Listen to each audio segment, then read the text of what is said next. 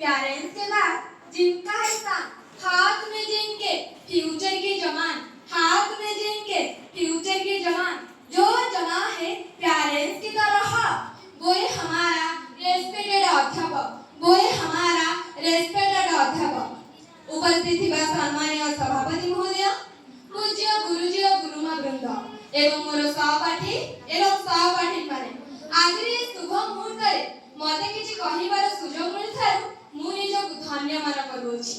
आज होछि पवित्र गुरु दिवस।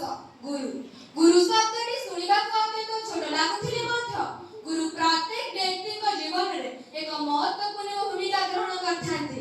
प्रत्येक विद्यार्थी को अंधकार रूपक असत पथरु निवृत्ति करी आलोक रूपर सत पथ लगाई मार्ग दर्शैथांती। गुरु शिष्यर संपर्क, गुरु शिष्यर परंपरा आम भारतीय संस्कृतिर एक पवित्र बंधन अटे।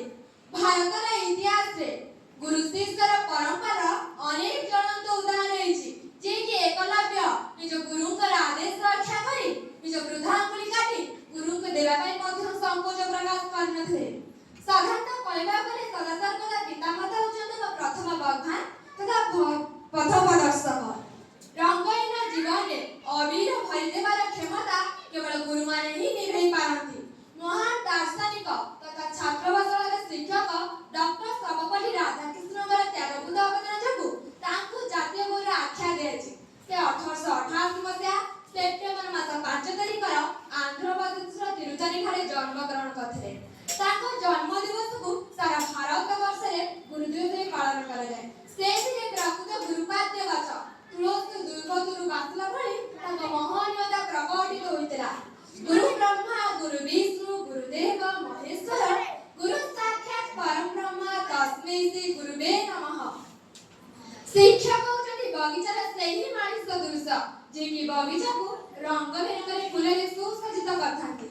अर्थात विद्यार्थी जे बगीचा हुए सेही बगीचार माली होचନ୍ତି शिक्षक एवं शिष्य होचନ୍ତି सेही बगीचार फूल। फूलर रंग होची विद्यार्थी को उज्जवल भविष्यत। अर्थात केबा कोन हेबो ए संसार रे जेबा जो पदवी रे थांतु ना काहेकि जे डॉक्टर होंतु कि पुलिस होंतु कि कलेक्टर होंतु कि कोनोसी सफल व्यक्ति होंतु, प्रत्येक को जीवन रे शिक्षककर भूमिका अत्यंत गुरुत्वपूर्ण अटे। पुणी कवि दास कहते गुरु गोविंद दो खड़े कागे लागू पाए बलहारी गुरु अपने गोविंद दिए मिलाए। अर्थात जदि आपन को सम्मुख रे गुरु एवं भगवान छिड़ाबे तो आपण प्रथमे कहा को प्रणाम करबे? गुरु को ना, कारण गुरु ही भगवान पाखु पहुंचाबे मार्ग दर्शाइथिले।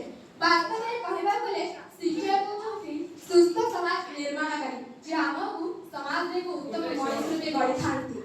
सेही महान शिक्षक को तेरा दिल से प्रणाम। सेही महान व्यक्ति रूपी शिक्षक विषय आप कौन कहबी? जहा कहली भी दुनिया प्रत्येक शब्द तांको ପାଇଁ छोट पड़ी जाए, तथापि तांको ପାଇଁ पदती ना ताको प्रशंसा लोड़ा ना ताको सुनारबा परि उपहार लोड़ा, ना ताको प्रशंसा लोड़ा ना ताको सुनारबा परि उपहार लोड़ा, ताके तो बास आत्म शांति लोड़ा।